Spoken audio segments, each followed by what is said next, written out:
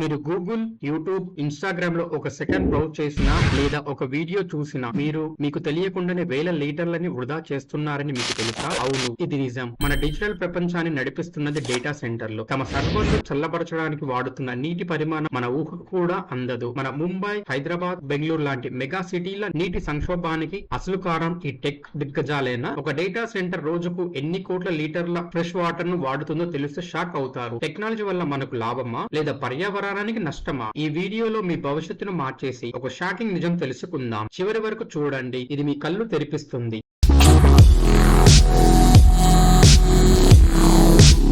మనం ఆన్లైన్ లో చేసే ప్రతి చిన్న పనిని ఊహించుకోండి. మీరు పంపే ఒక వాట్సాప్ మెసేజ్ లేదా యూట్యూబ్ లో చూసే 10 సెకండ్ల రీల్ లేదా గూగుల్లో చేసే చిన్న సెర్చ్, ఈ డేటా అంతా ఎక్కడో ఒక చోట స్టోర్ అవ్వాలి కదా. ఇవన్నీ మన ఫోన్ లో ఉండలేవు. అందుకే ప్రపంచ వ్యాప్తంగా అమెజాన్, గూగుల్, మైక్రోసాఫ్ట్ లాంటి అతి పెద్ద టెక్ కంపెనీలు ఏర్పాటు చేసిన massive warehouses of servers, దీనినే డేటా సెంటర్ అని అంటారు. ఇవి సాధారణం కంటే చాలా భిన్నమైనవి. ఇక్కడ సర్వర్లు నిత్యం పని చేస్తూ ఉంటాయి. ఇది కేవలం ఫోటోలు, వీడియోలు మాత్రమే కాదు, ప్రపంచంలో ఉన్న ప్రతి కంపెనీకి సంబంధించిన లక్షల కోట్ల జీబీల డేటాను నిల్వ చేస్తాయి. అందుకే కొన్ని అతి పెద్ద డేటా సెంటర్లు పరిమాణం ఏకంగా 140 ఫుట్బాల్ ప్లే గ్రౌండ్ అంత పెద్దగా ఉంటుంది. ఈ డేటాను నిరంతరం యాక్సెస్ చేయడానికి, మేనేజ్ చేయడానికి ఇక్కడ వేల మంది టెక్నీషియన్లు పనిచేస్తుంటారు. మీరు తరచుగా వినే క్లౌడ్ అనే పదం వెనుక ఉన్న అసలు సత్యం ఈ డేటా సెంటర్లే. Amazon AWS, Microsoft Azure, Google cloud వంటి క్లౌడ్ సర్వీసులు అన్ని ఈ డేటా సెంటర్ల ద్వారానే మనకు సేవలు అందిస్తున్నాయి. ప్రపంచంలో ఉన్న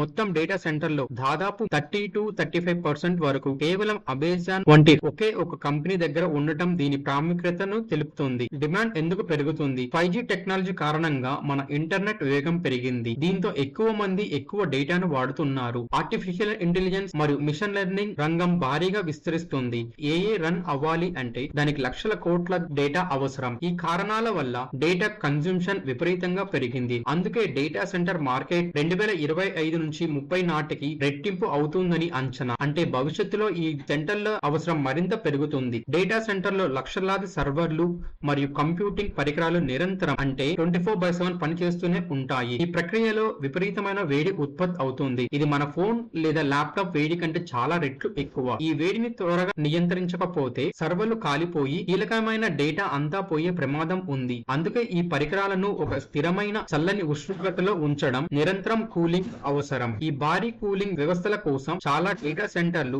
మరియు సులభంగా లభించే సాధారణ ఫ్రెష్ వాటర్ ను వాడుతున్నారు. ఇవి కెమికల్స్ తో కాకుండా భూగర్భ జలాల నుంచి లేదా నదుల నుంచి తీసుకున్న నీటిని కూలింగ్ టవర్ లో ఆవిరి పద్ధతిలో ఉపయోగిస్తారు. సర్వర్ల నుంచి వచ్చే వేడిని ఈ నీరు గ్రహించి ఆ వేడి కారణంగా ఆవిరిగా మారి వాతావరణంలోకి వెళ్లిపోతుంది. అంటే ఒకసారి వాడిన నీరు మళ్లీ భూమిపైకి తిరిగి రాదు లేదా ఉపయోగించడానికి అందుబాటులో ఉండదు. ఒక సగటు పరిమాణం గల డేటా సెంటర్ రోజుకు దాదాపు 1,90,00,000 లీటర్ల నీటిని వాడుతుందని అంచనా. చాలా కంపెనీలు తమ నీటి వినియోగ వివరాలను బయట పెట్టవు. కానీ ప్రభుత్వ ఒత్తిడి మరియు ప్రజల నిరసన కారణంగా కొన్ని కంపెనీలు లెక్కలు బయట పడ్డాయి. ఈ భారీ వినియోగం స్థానిక ప్రాంతంలో నీటి కొరతకు దారి తీస్తుంది. ముంబై, బెంగళూరు, హైదరాబాద్ వంటి నగరాలు ఇప్పటికే వేసవి కాలంలో తీవ్రమైన నీటి కొరతతో బాధపడుతున్నాయి. ఈ సిటీలలో డేటా సెంటర్లు పెరగడం ఈ సంక్షోభాన్ని మరింత పెంచుతుంది. ఉదాహరణకు బెంగళూరులో ఉన్న 16 డేటా సెంటర్లు సంవత్సరానికి కొన్ని మిలియన్ల లీటర్లను వినియోగిస్తుంది. ముంబై లాంటి తీర ప్రాంత నగరాల్లో కూడా మంచినీటి వరుసపై ఒత్తిడి పెరుగుతుంది. ఈ డేటా సెంటర్లు భూగర్భ జలాలను విపరీతంగా పీల్చివేయడం వల్ల చుట్టుపక్కల నివసించే సాధారణ ప్రజలు మరియు వ్యవసాయంపై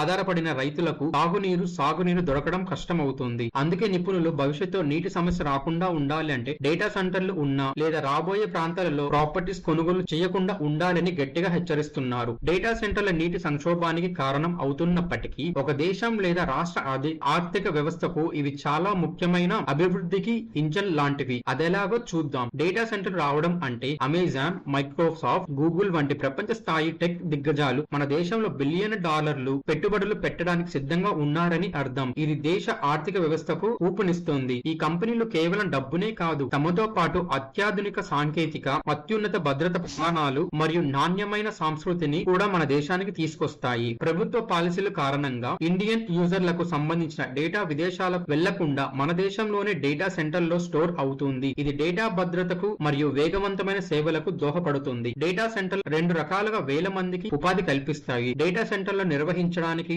వాటిని పర్యవేక్షించడానికి అవసరమైన అత్యంత నైపుణ్యం కలిగిన ఉద్యోగాలు ఇవి. ఉదాహరణకు ఐటీ ఇంజనీర్లు, cloud specialist, cyber security specialist, server operations managers. ఈ డేటా సెంటర్ల చుట్టూ ఏర్పడే సహాయ రంగాలు, ఉదాహరణకు వాటి నిర్మించడానికి కన్స్ట్రక్టివ్ వర్కర్స్, నిరంతరం భద్రత కోసం సెక్యూరిటీ స్టాఫ్, లాజిస్టిక్స్, పరికరాల నిర్వహణ, క్యాటరింగ్ వంటి నాన్ టెక్నికల్ ఉద్యోగాలు వందల సంఖ్యలో ఏర్పడుతాయి. ఒక మెగావాట్ క్లస్టర్ కూడా వందల మందికి ప్రత్యేకంగా పరోక్షంగా ఉద్యోగాలను సృష్టిస్తుంది. డేటా సెంటర్ ఒక ప్రాంతం రావడానికి ప్రధాన కారణం ఆర్థిక పెట్టుబడులు మాత్రమే కాదు. ఆ కంపెనీలకు కొన్ని ప్రధాన అవసరాలు ఉంటాయి. ఆ అవసరాల కోసమే ఆ ప్రాంతం చుట్టూ మౌలిక సదుపాయాలు యుద్ధ ప్రాతిపదికన అభివృద్ధి చెందుతాయి. ఈ అభివృద్ధి 3 ప్రధాన అంశాలపై ఆధారపడి ఉంటుంది. నిరంతరం విద్యుత్ సరఫరా అవసరం, ఎందుకంటే డేటా సెంటర్లు లక్షల సర్వర్లు 24 గంటలు పనిచేయడానికి, వాటిని చల్లబరచడానికి భారీ మొత్తంలో విద్యుత్ అవసరం. ఒక డేటా సెంటర్ క్లస్టర్ ఒక చిన్న పట్టణం వినియోగించే అంత పవర్ ను ఒక్కటే లాగేస్తుంది. అందుకే కంపెనీలు తమ డేటా సెంటర్లు ఏర్పాటు చేసే ప్రాంతానికి ప్రత్యేకంగా హై కెపాసిటీ పవర్ లైన్స్ ను నిర్మిస్తారు. కొత్త పవర్ సబ్ స్టేషన్లు ఏర్పాటు చేస్తారు. ఈ చర్యల వల్ల ప్రాంతంలో మరియు చుట్టుపక్కల ప్రాంతాలకు కూడా విద్యుత్ సరఫరా నాణ్యత మెరుగుపడుతుంది. డేటా సెంటర్ల నుంచి ప్రపంచంలో యూజర్ కంపెనీలకు డేటా మిల్లీ సెకండ్ లో ట్రాన్స్ఫర్ అవ్వాలి. ఇందులో కొంచెం ఆలస్యం జరిగినా ఇది కోట్ల నష్టానికి దారి తీయవచ్చు. అభివృద్ధి కోసం ఆ ప్రాంతం గుండా భూమి లోపల ఫైబర్ ఆప్టిక్స్ తో కూడిన అత్యాధునిక నెట్వర్క్ వేస్తారు. ఈ ఫైబర్లు సాధారణ ఇంటర్నెట్ కేబుల్ కంటే వేల రెట్లు వేగంగా డేటాను పంపిస్తాయి. ఈ అభివృద్ధి వలన ఆ ప్రాంతం గ్లోబల్ డేటా నెట్వర్క్ లో ఒక ముఖ్యమైన కేంద్రంగా మారుతుంది. డేటా సెంటర్ నిర్వహణకు భారీ యంత్రాలు, సర్వర్లు, సిబ్బంది మరియు సెక్యూరిటీ సిబ్బంది తరచుగా రాకపోకలు సాగించాల్సి ఉంటుంది. అందుకే ఆ డేటా సెంటర్ల చుట్టూ డేటా సెంటర్లకు దారి తీసే రోడ్లను, హైవేలను అత్యంత నాణ్యతతో విస్తరిస్తారు లేదా కొత్తగా నిర్మిస్తారు. దీనివల్ల రవాణా సులభం అవుతుంది. సమస్య ఎంత పెద్దదైనా దానికి పరిష్కారం తప్పక ఉంటుంది. డేటా సెంటర్ల నుంచి వస్తున్న ఈ పర్యావరణ ముప్పును తగ్గించుకోవడానికి టెక్ కంపెనీలు, ప్రభుత్వాలు ఏం చేయగలమో చూద్దాం. కొన్ని పెద్ద టెక్ కంపెనీలు తమ వ్యాపారం పర్యావరణానికి హాని కలిగించకుండా ఉండేందుకు గట్టి చర్యలు తీసుకుంటున్నాయి. విద్యుత్ వినియోగ సమస్యలు అధిగమించడం లేదా డేటా సెంటర్లు తమకు కావాల్సిన పవర్ ను సోలార్ పవర్ మరియు విండ్ పవర్ వంటి పునరుత్పాదక ఇంధన వనరుల ద్వారా తీసుకునేందుకు ప్రయత్నిస్తున్నాయి. దీనివల్ల ఫాసిల్ ఫ్యూయల్స్ వాడకం తగ్గి గ్రీన్ హౌస్ గ్యాస్ ఎమిషన్ నియంత్రించవచ్చు. నీటి కొరత తగ్గించడానికి చాలా ఆధునిక డేటా సెంటర్లు ఇప్పుడు వాడిన నీటిని తిరిగి ఫిల్టర్ చేసి శుద్ధి చేసి మళ్లీ కూలింగ్ ఉపయోగించే సాంకేతికను వాడుతున్నాయి. దీనిని రీసైక్లింగ్ అంటారు. దీనివల్ల భూగర్భ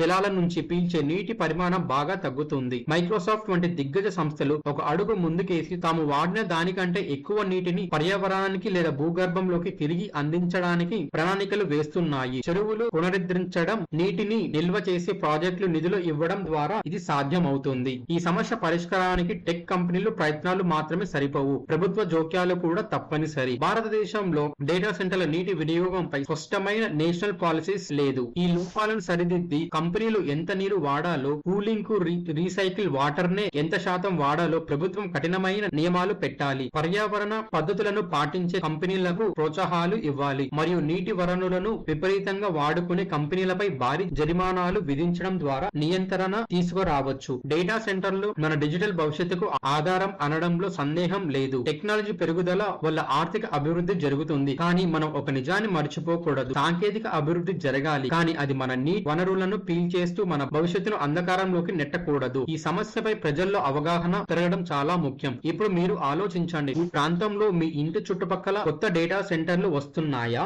వాటి ప్రభావం మీ తాగునీటి సరఫరాపై పడుతుందని మీరు అనుకుంటున్నారా? మీరు చూసిన ఈ షాకింగ్ నిజంపై అభిప్రాయం తప్పక కామెంట్ లో తెలియచేయండి. మీ మాట మాకు చాలా విలువైనది. ఈ కీలకమైన సమాచారం ప్రతి ఒక్కరికి తెలియాలి. వెంటనే ఈ వీడియో మీ స్నేహితులకు, బంధువులకు షేర్ చేయండి. మరిన్ని ఇలాంటి డీటెయిల్ షాకింగ్ వీడియోల కోసం వెంటనే దినకర్ టాక్స్ ని సబ్స్క్రైబ్ చేసుకోండి.